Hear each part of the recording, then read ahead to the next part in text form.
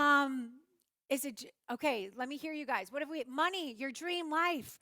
What have you created out of nowhere? Where you guys have created things out of where a business opportunity. I manifested a trip to Egypt. Yes, that is amazing. Opening my own company, loving your life. I love that so much. Financial freedom, dream apartment. This is incredible. This is to show you guys that you're already a manifester. Yes, maybe you've been to one of our events before. Maybe some of you are new, but I know this. You are here for a reason. And even me, when I come to these events, I'm open. What do I not know? Show me how good it can get. More miracles, more magic. So I want you to be present and open with us. When we think we know everything, then there's no room. If the speakers are here and they want to offer you something, but your arms are not open, you can't receive. And there is wisdom, and there is life-changing information that's going to be here. And there is love, this community. It's all here right now. And I'm telling you guys, we have so many incredible speakers. You know this, Vishen, right? A master in this space. Regan Hilliard, Paul McKenna, Sonia Chiquette, David Guillaume, Jillian Turecki, Danny Morrell. So many amazing people. And we are blessed to be here all together all weekend to get to experience them and to get to grow and to get to create and to get to really live the life we've always imagined. And that is absolutely possible. So this weekend, everything you need to know to stay connected is on your dashboard. I want to go over this because this is your resource. And I want you to know every day when you're logging in, you have anything that you need right there. If you have questions, you can go to that dashboard. So we're going to show you where that is. If you have any questions, you can see right here. You've got your customer care button, right? This is the Mindvalley Manifesting Summit dashboard. Customer support is right here. So any questions you have, let us know. By the way, where are my VIPs at? I see some of you. Diana, I see you. David, Nancy Miller, Maloney. Yeah. Oh my gosh. I feel your love and your energy. So guys, I want you to know, I see you, and I want you to remember that at the end of today, we're going to have a really amazing Q&A with Vishen and with Regan. Also, the end of tomorrow, we're going to have a Q&A. And there's also going to be a bonus session with Paul McKenna, so get ready for that tomorrow morning. And really quick, if you're not a VIP, no worries. And if this is something you want to experience, if you want to be able to ask questions, if you want to come early, if you want to stay late, and you want just a little bit more out of this, then please know, on your dashboard, you have the ability. I'm going to show you right here. You can upgrade to VIP. So if you want to do this, please know it's here. Anytime you can do that. I think this is good through the end of today. So you can always upgrade and really just make the most out of this weekend. So please know this, guys. Everything is possible. Everything is possible. How is everybody feeling really quick before we bring on our first speaker? How are you guys doing? Okay, I see some dancing. Jill down there, Jill Agebron. Why am I trying to get you pumped up? What happens when we're in good energy? Magic happens. Manifestations happen. Enrique Noel, can you guys see him dancing? That's right. I want you guys to be happy. We woke up today. We're already winning. We are alive. We have an opportunity to come together, to learn, to grow, to connect, to expand, to experience the life that we've imagined. And look at me. I know you know this. You would not be here if you didn't believe that it was possible. You would not be here if your soul was not saying, there's more. And there is more. There is so much more. And you are going to learn that framework together right here, right now. So to kick off this event, I want you guys, please, to help pour all your love and energy and attention right now. This is the reason we are all here. Because this man, he had a calling on his heart. And no matter, this is the big thing about callings, sometimes the world doesn't understand our dreams. Sometimes the Creator is just speaking to us. But he went after it, and he's gone on to create and dramatically change and reshape personal growth worldwide. He took Silva Method when it was absolutely nothing and brought it to the world. And yes, I could tell you how he's bestsellers and $100 million company, but he has a heart of gold, and he is here to make a difference in this world, and he is doing just that. So to share his wisdom with all of you, please, everybody, welcome our first speaker and the founder of Mindvalley, Vishen. Thank you, Ethan.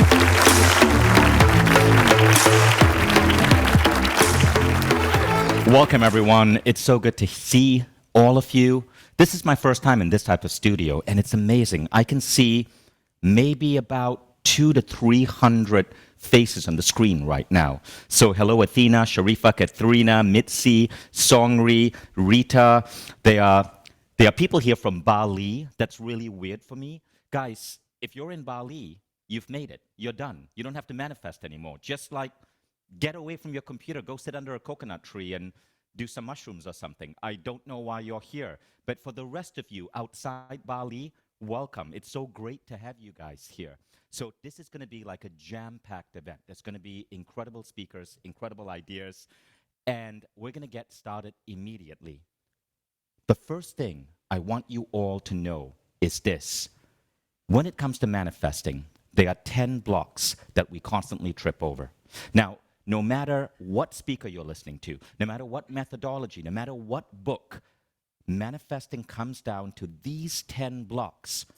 And I'm going to give you that map because once you understand this map, you will be able to immediately know what to tweak, what to change, what to shift about your manifesting practice.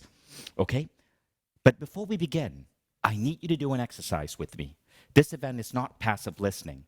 I want you to think about one crazy dream, one thing that you really want to accomplish, and I'm going to ask you to share it in the chat. Now, this could be something related to the love or the relationship you've really been trying to attract. It could be the business that you're seeking to launch.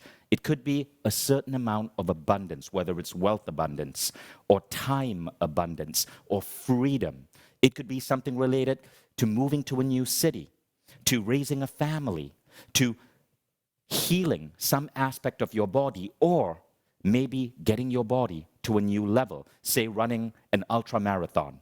I want you now to pick one thing. One thing. Close your eyes and bring up that one thing. And by the way, I'm not talking about one thing that you could maybe do in a weekend. I'm talking about one thing where by the end of this year, by January 2027, if you could manifest this into your life, you would be so eternally grateful. You would be incredibly happy. You would want to give back to the world. Your life, the trajectory of which will shift forever. One thing. If you have several things, good on you. But I want you to pick one, and I want you to put it in the chat. So let's see what people are saying. My first child, beautiful. Financial abundance, beautiful. Move to Biaro, travel the world, financial freedom. Get married, move to London, make 10K monthly, a book deal. I love seeing this. Hold on to that one thing. Okay, now, I want you to close your eyes and just place your hand on your heart. And as you think about that one thing, I want you to imagine that you're listening to your heart. What does it say? Is it excitement? Is it fear? Is it a request for support? Is it doubt? Is it curiosity? There is no right or wrong feeling. All I want you to do is to be aware of that feeling. Do that for a moment. Don't type. I want you to feel. This is not the time to type. Close your eyes and just feel with me. Feel with the thousands of people over here. Think of that one thing and feel. Now, I want you to make a commitment to that one thing. In the great book, The Alchemist, Paulo Coelho said, the great secret is that what you want from the universe wants for you too. So I want you to make a little pact with this one thing, that you want it, and it wants you. And our job for the next 3 days is to clear all the barriers between the two. So I'm going to need you to invest that time, to take notes, to pay attention, to put away the Instagram, to stay committed, not to us, not to the speakers, but to that one thing. We're going to attempt to work with you to remove all the barriers to that one thing. Is this a deal? So pay attention to that feeling. And if the feeling is fear, If the feeling is this is too big for me, that's okay too. Now, I want to share with you something. One of my favorite books is Conversations with God. And if you've read Conversations with God, raise your hand so I can see you. Wow, that's a lot of you. By Neil Donald Walsh. He's a teacher on Mindvalley. He has spoken at Manifesting Summit in the past. Now, Conversations with God, there are over a dozen books in that series. And this is a channeled work, meaning it came from the soul, it came from intuition. And I've read all of those books because I find the philosophy there so profound, so deep. But there's one line in the book that I really, really resonate with. I would consider this the most important line in the entire Conversation with God, or CWG series. And I want to share that line with you. The line is this: a secret of all great masters is to stop changing one's mind. Masters simply keep choosing the same thing. This line came to Neil when he was conversing with the entity that he describes as God, and he asks God, what is the secret to creating reality? And God said, it's simple. Stop changing your mind. Masters choose one thing, and they stay focused on that one thing. But let's talk about the average person, okay? All of us, including me. We decide we want to take a holiday to Thailand. Then we read about some situation happening there, or we look at the price tickets. Now we decide, maybe not Thailand, maybe South Carolina. We decide we want to date or be in a relationship with a particular type of person. Then we see a movie, a romantic movie. It influences us. Now we decide, maybe, I want to stay single a little bit more. Maybe I want a different type of personality. We constantly change our mind. But according to Neil, according to the books, there is a concept in manifesting simply called time. As soon as you decide that which you're seeking, the universe starts dialing it in, placing the order. Our job is to stay committed to that one thing. Okay? It's like, for Americans here, let me explain.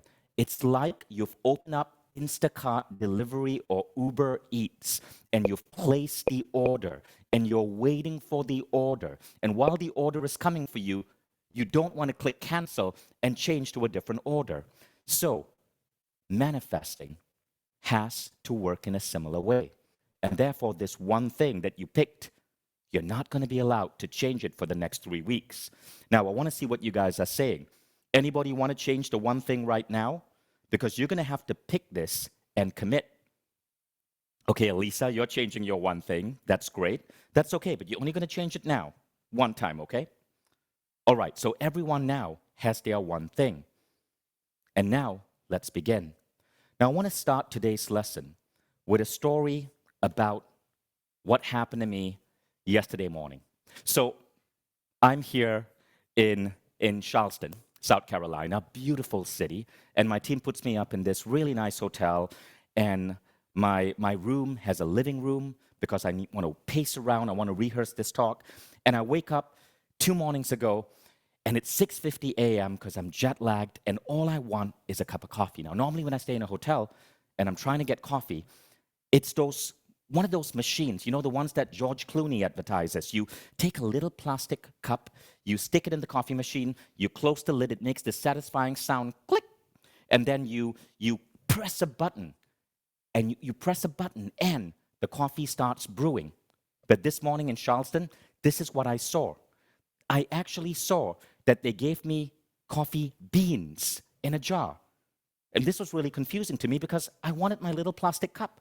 I wanted the machine. You see, when I press that machine, there's this loud sound. I like that loud sound because I'm a man. As men, when we make loud sounds, we feel like we're accomplishing something. This is why we like mowing the lawn. This is why we drive Harleys. This is why we drive loud cars. This is why when we do martial arts, we go, hi-ya. We like loud sounds. Men, you know what I'm talking about. Loud sounds make us feel useful. And so I love it when I'm staying in a hotel. And even if I have someone staying with me, when I pop the lid and I hit the coffee machine and it's 6 a.m. and that loud sound comes and the world has to wake up because I am man. I have awakened.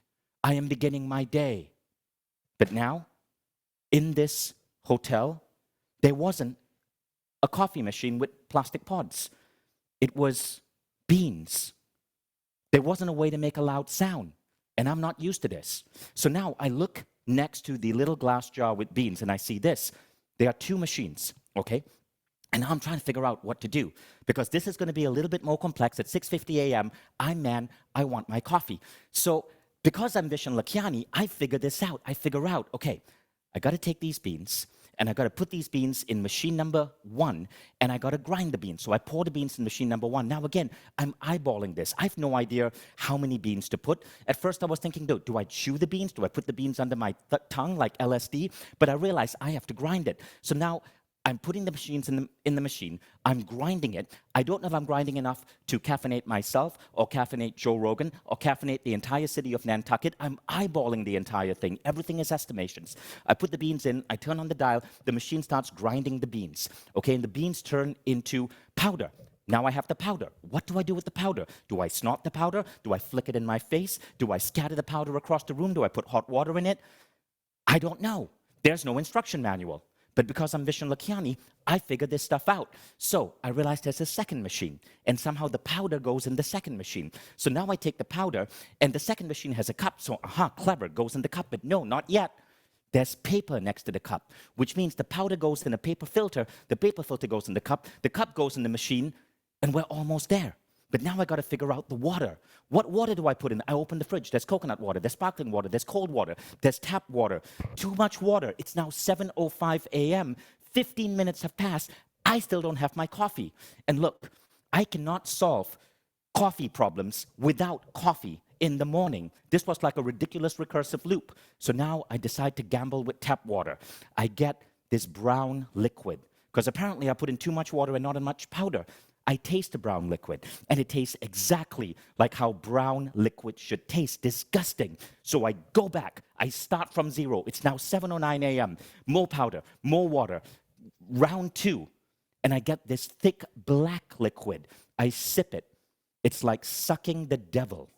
I felt like my brain was going to burst out of my head, resign from my body, and go get its own career. So I had to put it down. And now I'm furious. Now I want to show you what happened. This is what my kitchen counter began looking like. And there's my coffee cup, the same coffee cup I'm holding in my hand right here. Now I look at that coffee cup, and the biggest insult of all on that coffee cup is the word exhale. Show the picture, please. Exhale. And I'm thinking, you bloody coffee cup, you don't tell me what to do. I am Vishen Lakhiani. I wrote best-selling books on meditation. I will not exhale because you tell me to exhale. And now I'm furious. I want to go down to the receptionist. I want to give her a piece of my mind. I want to tell her what on earth is going on with this coffee. So I go down. I go into the elevator. I'm holding my breath because I'm not going to exhale because that damn cup told me to exhale. I get to the receptionist. And the receptionist is a wonderful lady. She has a smile on. And I hate it, by the way, when I'm annoyed and I see people who are smiling like the world is working for them. So the receptionist looks at me and goes, "Good morning. Would you like some coffee?" And then she points across the room, and this is what I see. What I see across the room is this perfectly laid out coffee bar. It's got hot coffee. It's got a machine. It's got oat milk and almond milk, 4 different packets of sugar, honey in little plastic tubes. And I put my cup there, and I drink my coffee. And here's the funny part. When I looked at my cup, one side of this coffee cup says exhale, but the other side actually said this: coffee that loves you back. This is a true story. That's the cup. I noticed this today. Coffee that loves you back. And I realized something. I realized that in my morning quest for coffee, with all the frustration, with all the anger, with all of the machines I had to figure out, in there was the entire story of manifesting. Because you remember this quote from the Rumi? When I run after that which I think I want, my days are a furnace of distress and anxiety. But if I sit my own place of patience, what I need flows to me without pain. From this I understand that what I want also wants me, is looking for me, is attracting me. There is a great secret in this for anyone who can grasp it. I want you to pay attention to that third line because Rumi, he was a wise one. From this, I understand that what I want also wants me, is looking for me, is attracting me. It's as if the coffee loves you back. The goal, the desire that you're seeking is seeking you too. It echoes the words I shared earlier from Paulo Coelho. But what you got to do is commit to it and move into a state of receiving. Remove every block that comes between you and that which you want.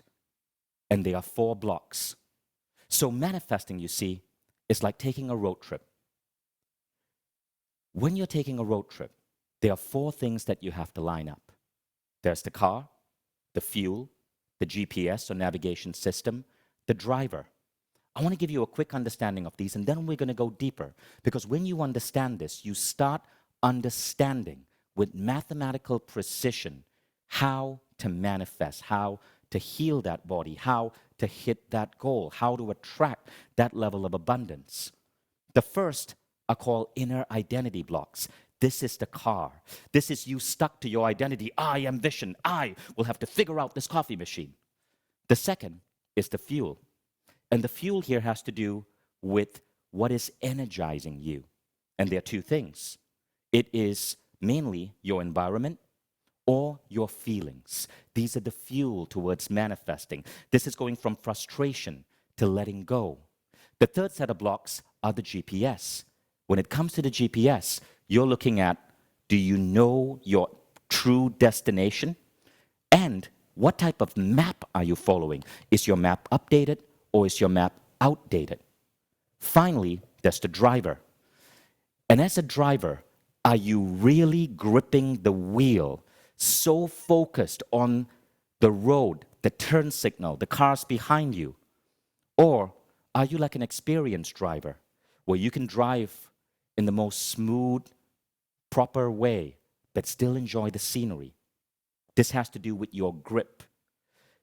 Within each of these 4 buckets, there are between 2 to 3 manifesting blocks. When you see this, you cannot unsee this because you will start to understand what comes between you and what you're seeking to manifest. So we're going to use this road trip analogy throughout this event as a framework to help you get clearer and clearer on the science of manifesting. And we're going to start in this presentation with the first 2 types of blocks. The first is inner identity, or the model of the car, and the second is the energy alignment, or fuel. So let's get started first with inner identity, okay? Now, the other blocks, and we'll cover this later today, are subconscious programming, the GPS, and then integration and control, the driver. When we put all 4 of these together, you start seeing the map to manifesting. Now, today, in this talk, I'm going to give you a diagnostic. I'm going to have you answer honestly on your journal 10 questions. How you answer these questions will help you understand where you are in your ability to manifest. And then for the rest of the weekend, various teachers, including myself, are going to come together to unveil for you bit by bit, insight by insight, the methods, the techniques. Some of these are going to be left brain level. In other words, you're listening. Some of these are going to be subconscious level, where you're going deep through meditation or embodiment work. But we're going to unwrap bit by bit the means to get there. Are you guys ready? In the chat, in your language, say yes, without typing the word yes. So say I'm ready without using the word ready or yes. I see da, ya, sim, ui, 100%, lista, ha, tak, tak. Let's go. We, ballet. Phenomenal. Now, we're going to start with the first set of blocks that prevent you from manifesting. And this is called the car, or inner identity. Road trip depends on the car. Are you driving a beat-up Lada, or are you in a beautifully polished Ferrari? There are many thousands of different types of cars in between. What car are you driving? And your car is the make and model or the inner identity. It is who you think you are. So I want you to understand this. This is a core tenet of manifesting. The universe does not give you what you want. The universe, pretty busy. The universe simply doesn't care what you want. But the universe, because you are a particle of God, is forced to reflect back to you who you are. So remember this, the universe doesn't give you what you want. Rather, the universe reflects back to you who you are. This is the essence of understanding inner identity. And this idea comes from the Reverend Michael Beckwith. And I'd like to share with you a story that really encapsulates this. So you see that man over there? I have incredible admiration for that man. You see, that man is a 61-year-old potato and sheep farmer from Australia. And this guy, basically, his name is Cliff Young, 61 years old. Now, when he was 61 years old, Cliff Young showed up at the start of the Westfield Sydney to Melbourne Ultra Marathon. This is an almost 800-kilometer race. Okay, that's 545 miles. He was 61 years old. He showed up in rubber boots. He showed up in overalls. He was almost twice the age of every other person at the start of that marathon. And he came from a little town called Beach Forest, Victoria, in Australia. No one from Beach Forest, Victoria had ever become remotely famous. So this farmer, literally in rubber boots and overalls, shows up with a group of like elite marathoners for a 545-mile race. And this actually happened. Okay, the guy at the checkpoint said, "Sir, do you understand what you have signed up for?" And Cliff said, "Yeah, I run a fair bit on the farm. When the storms come, the sheep get scattered. I have to round them up. Sometimes it takes me 2 or 3 days." The official said, "Okay, all right, let's get started." So they sign him up. They put him at the finishing line. The other runners are looking at this 61-year-old dude, twice their age, snickering, laughing. He doesn't have proper shoes. He's literally not dressed like an ultramarathoner. The whistle blows, and everyone starts running. Very soon, the press lose interest in Cliff because he's dead last. Everyone else is way ahead of him. And Cliff, by the way, has this weird way of running. He runs like this. Most ultramarathoners are moving their arms, they're taking big strides, but Cliff, it's kind of like a weird, awkward shuffle, barely moving his hands. Now, this is what happens. The day comes to an end. Now, normally to complete a race like this could take like 5 days. The day comes to an end. The other marathoners go to their hotel to get their required 6 hours sleep, okay? So they can wake up the next morning, kick back some coffee, and continue running. Nobody told Cliff that you were allowed to sleep. So he simply didn't sleep. By 6 a.m. the next morning, Cliff Young, the farmer, is at the front of the line. He's leading everyone else. Now, everyone else did not even suspect that he had overtaken them. By the time the race ended, what had happened was phenomenal. Cliff not only came in first, he skipped every night's sleep. He not only came in first, he was 10 hours ahead of the person who came in number 2. 10 hours ahead. He literally broke the record. And then they congratulated him, they put medals around him, and they gave him a prize, $10,000. Now, that's the equivalent of about $50,000 in today's money. Cliff said, "Oh, I didn't know there was a prize." So he took the prize and he divided it up and he gave it out to all of the other runners who came after him. He did not keep a single Australian dollar to himself. I want you to check out this little video, 1 minute, that shows you what Cliff Young pulled off that day, because this story is fascinating.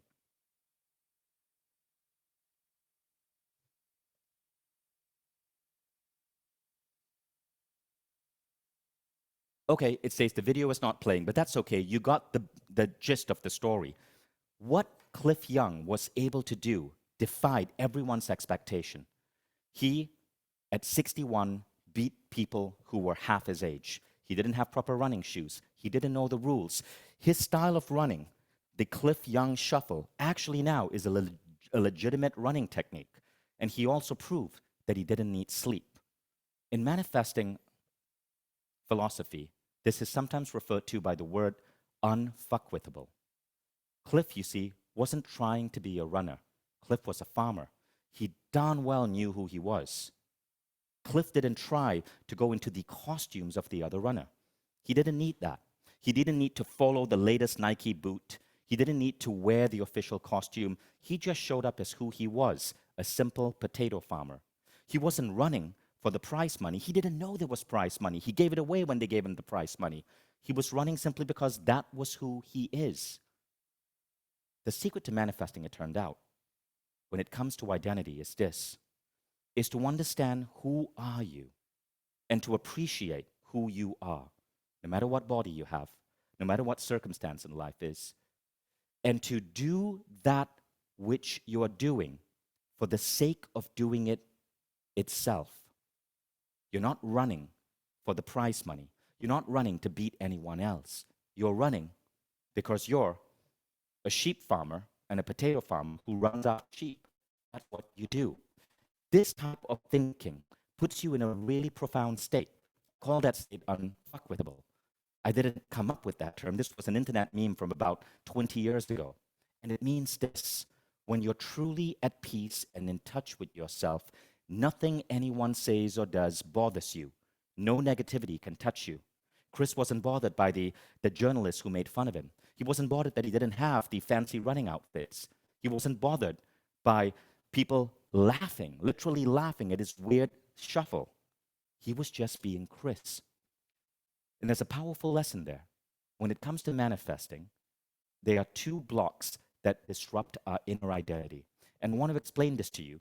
And I'm going to give you two questions to answer to help you see if these blocks are really showing up in your life.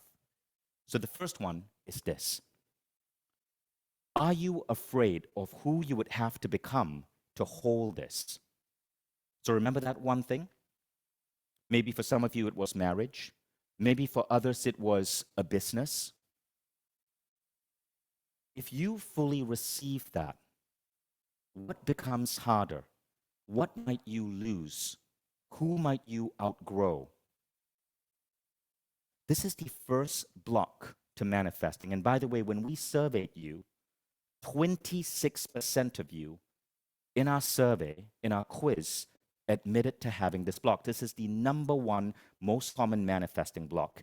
It is not a fear of, I don't have what it takes. It's a fear of, when I get there, I'm going to lose a part of me.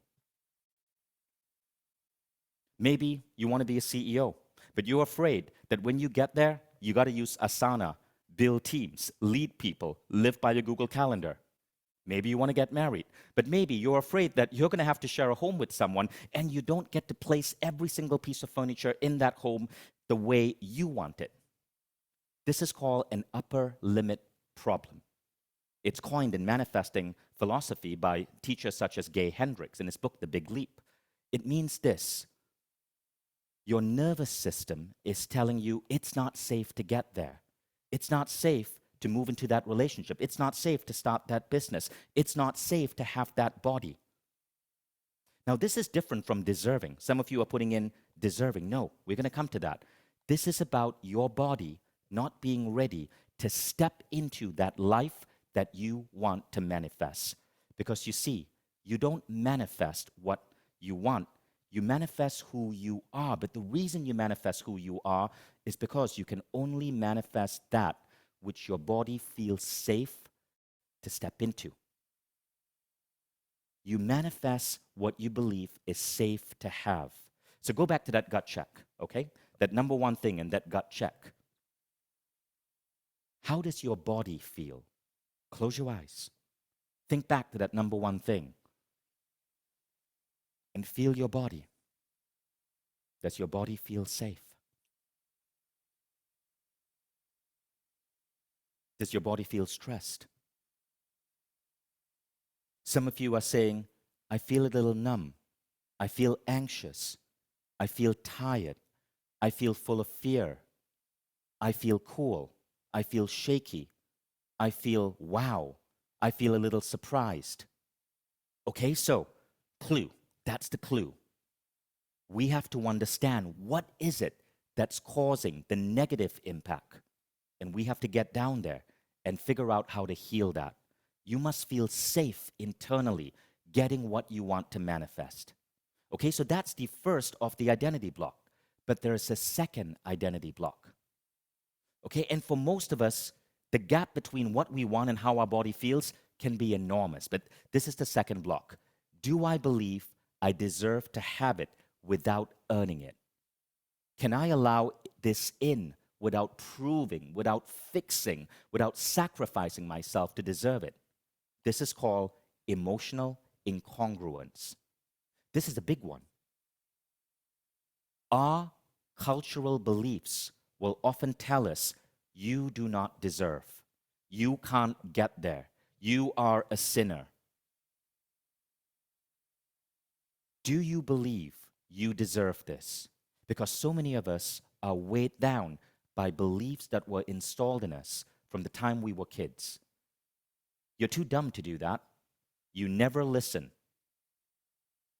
You're so stubborn. You're lazy. Or beliefs that use words like only. Only smart people make money. Only graduates can be entrepreneurs. Only men can become billionaires. Now watch Cliff Young. When he was shuffling through the night, he had zero emotional incongruence. He just wanted to finish the race. He wasn't trying to prove it to anyone. He believed he could finish the race because he was chasing sheep. There was no gap. There was no inner voice whispering, you're not supposed to be here. This is not for farmers, especially potato farmers.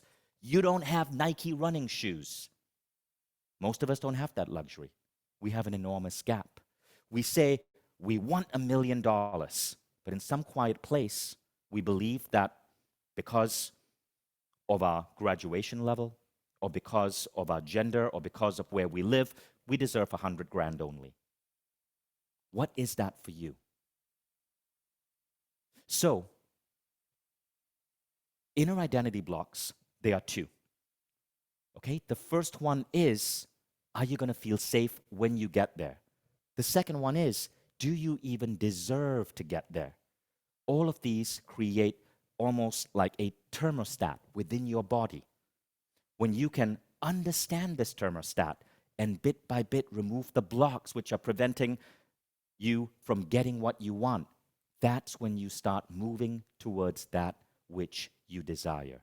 So again, upper limit problem, emotional incongruence. Masters have a different frequency. When you're first starting out in manifesting, you manifest from desire. Then you try to manifest from belief. Finally, you manifest simply from being, like Chris Young. You simply are you. Now, we're going to go deeper in this in the next 3 days. So this is about the car, the make and model of the car. Are you a 1989 beat-up Honda Accord? Or are you a 2026 Chevy? Over the next couple of days, various teachers are going to come together to teach you how to remove any artificial costume, how to raise the ceiling, how to clear the worthiness gap. All of this make up the car. Reagan is going to show you the difference between forcing manifesting and receiving manifesting, between manufactured and surrendered manifesting. Danny Morell, he's going to show you how your income statement is actually an identity statement. Jillian Turecki, she's going to show you how to manifest your dream partner. We saw many of you put down love, marriage, children as part of your manifesting goal. Our teachers are going to come together to work on your inner identity. Tomorrow, I'm also going to take you on one of the most powerful inner identity shaping techniques called quantum jumping. You're going to jump into a future identity of the person that you truly seek to become. So we'll come there. But now, we move to the second type of manifesting block, and this is called the fuel. This is the second cluster of blocks, energy and frequency. This is about what you broadcast to the universe. So let's go back to the road trip analogy, okay? So you're going on a road trip. The first thing you want to make sure that you have tight, that you have aligned is, Get a good car. Not a beat up car, but a good car. But the second thing is, you have to put fuel in the car. And the fuel is energy, alignment. Now, the lack of that is energy misalignment. And I want to explain what we mean by energy misalignment. Now, to understand this, I have to take you back to the 1990s. So, I'm 50 years old. I was around in 1999, I would have been 24, right? And I want to take you back to that era in the 1990s when I just moved to the United States. See, when I was growing up in Malaysia, I had really bad skin. So I grew up bullied and I was called pimple face. I was the awkward, nerdy kid with acne on his face, constantly bullied. So I grew up believing that I was that people didn't like me. And this just came from childhood bullying and having bad skin. Now, there was a plus side to that. I healed my skin using the Silva method when I was 17 years old. If you've read my book, you've read that story. This was one of the things that really got me into manifesting because using altered state and Silva imagery techniques, I was able to heal 5 years of horrendous skin. And I did that in 5 weeks. But here was the problem. Even though I'd healed my skin, my energy, my energetic alignment still said, I am not a person who people want to be friends with. I am not a person who can get a date. I am disgusting because that is what the bullying had installed in me. So I go to America and I honestly have a hard time making friends. I'm awkward. I think I'm ugly. And one of the interesting things was I was 21, 22 years old during that era. I'd never, ever been on a date. I'd never kissed a girl. And like any young boy who was 21 to 22 years old, I really wanted to just experience kissing someone. I had no idea how to approach women. I had no idea, and I thought I was really undesirable.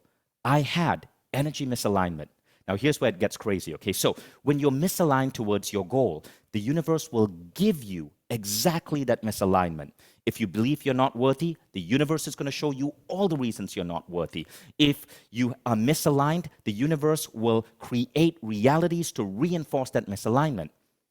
And so, bit by bit, every time I met a woman that I liked, a disaster would strike, and it would almost be hilariously funny. I remember one moment. I got an internship at Microsoft. I moved to Seattle, and it was such a wonderful experience. And in my office, I was 21 years old, and there was this wonderful 21-year-old Mormon girl. She had the most amazing braces. And don't ask me why, but 21 years old, I thought braces were cute. I'd just come off my braces. So one day we go on a date. I remember I pick her up, I take her to dinner, and then I'm dropping her at the residence halls where all of our fellow Microsoft 21-year-old interns lived.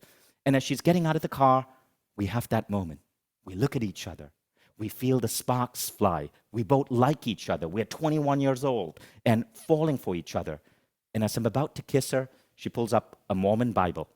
And she says, wait. I want to kiss you, but you have to finish the Bible first. So I'm like, okay. And I look at it, and it's way thicker than I imagined, 530 pages. So I say bye, and I commit. Okay, so if I read 10 pages a day, I could finish the Mormon Bible in about 51 days. I might have to drop out of some classes at school. The hard part would be convincing my Hindu mom that I'm converting to Mormonism, but I would finally get to kiss a girl. Well, it took me too long to read the Bible, never saw her again. I had to go back to Michigan to continue my studies. But then, second thing happened. I go on a backpacking trip across Greece. So there I am, 21 years old, have my backpack, backpacking across Greece, and I get in a bus, and it's the summer of 1997. I get in a bus, and on that bus, as I'm there waiting for my stop, I see her. The most amazingly beautiful Greek girl I've ever seen. And I'm staring at her. And then something remarkable happens. She looks back at me, and she gives me that look. You know that look? Hey, I'd love it if you come talk to me. And so my heart starts racing. But again, I have the energy misalignment, right? So I'm about to step towards her and just say, "Hi, I'm visiting your country. Nice to meet you." And all of a sudden, the bus stops and the door starts opening. And as the door starts opening, because I've never been in an Athenian bus before, I realize I'm standing in the wrong position. And I'm going to use this as a prop. As the door starts opening, all of a sudden, the door slams into my face. And this is me. And I'm stuck there looking at her while my face is completely crushed. And she laughs. She gets off the bus. I wait an awkward 2 minutes before that door moves, and I never see her again. But it gets worse. Like every single instant with a woman would end up being a disaster. Now, I'm living in Seattle, working at Microsoft. Again, 21, 22 years old. Now, Microsoft, mostly guys. We're mostly engineering nerds. And we wanted to figure out how to meet women. So we decided that the best way to meet women was to officially start the Microsoft Swing Dancing Society and get really good at dancing, because swing dancing, West Coast swing, was so popular in Seattle in the late 1990s. So we got so good at swing dancing. I knew all the moves. I knew all the songs. I knew the lyrics of all of the great bands like Big Bad Voodoo Daddies. And we would go to these swing clubs in Seattle, these nerds from Microsoft. And we would be able to go up to any girl, grab her hand, twirl her, impress her, cycle her around, and she would be wowed. But this was me. I'd impress the person with all of my moves. And then at the end of song 2 or 3, as I dropped her back to a table and she's ready to give me a number, I would awkwardly, with my glasses on my nose, go, "Okay, thank you. Goodbye. Bye-bye." And I would walk away. I had an energy misalignment problem. Until one thing happened. And this simple incident changed my life. See, for all of that time throughout college, I always thought that I was unattractive, that no girl would want to ever go out with a guy like me. And so I simply gave up. I just stopped even trying to date. One day at a college dance, I was hanging out with friends. I remember I just turned 22.